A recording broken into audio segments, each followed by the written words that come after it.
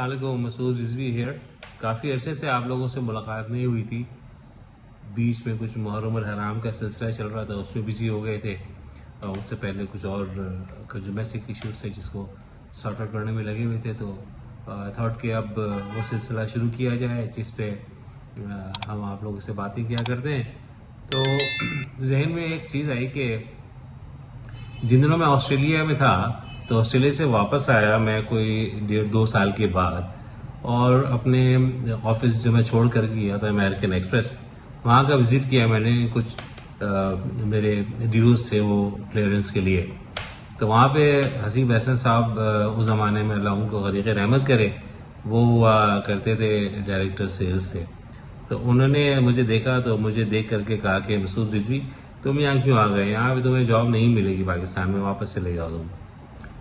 تو اس وقت جو ہے نا وہ دو چیزیں تھیں، یا تو میں ان کو ریئیکٹ کرتا اور ان کو جواب دیتا، یا پھر میں خاموش رہتا. تو میں نے بہتر یہی سمجھا کہ خاموش رہا جائے. اور اس کے بعد پھر جو بالکل میں واپس آسٹریلیا گیا، وہاں سے کوئی 2 سال کے بعد واپس آیا. واپس آ کر کے میں نے یہاں پہ جاب بھی حاصل کی. جاب حاصل کرنے کے بعد 14-15 سال کام بھی کیا، اور کام کرنے کے بعد اپنی کمپنی بنائی. کمپنی بنانے کے بعد ابھی 7-8 سال سے میں اپنی کمپنی چلا رہا ہوں.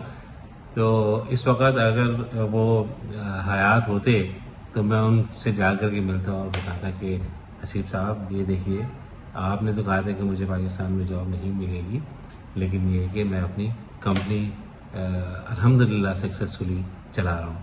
تو اس کو بتانے کا مقصد یہ تھا کہ کبھی بھی کوئی ایسی بات کرے کہ جو آپ کے خلاف جاتی ہو یا آپ کو پسند نہ آئے، تو اس کو فوراً ریئیکٹ نہیں کریں بلکہ رسپونڈ کریں. اور اتنا تکڑا رسپونڈ کریں کہ وہ بندہ جو آپ سے آپ کو یہ بات کی تھی وہ آپ سے ملاقات کرنے کی خواہش کرے.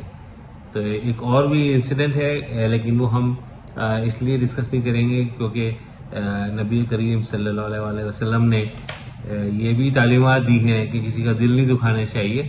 تو اس لیے ہم اس کو بس اتنا ہی کہیں گے اپنی ینگ جنریشن کے لیے کہ کبھی بھی کوئی بھی آپ کے بارے میں نگیٹو بات کرے تو بالکل بھی ریئیکٹ نہ کریں.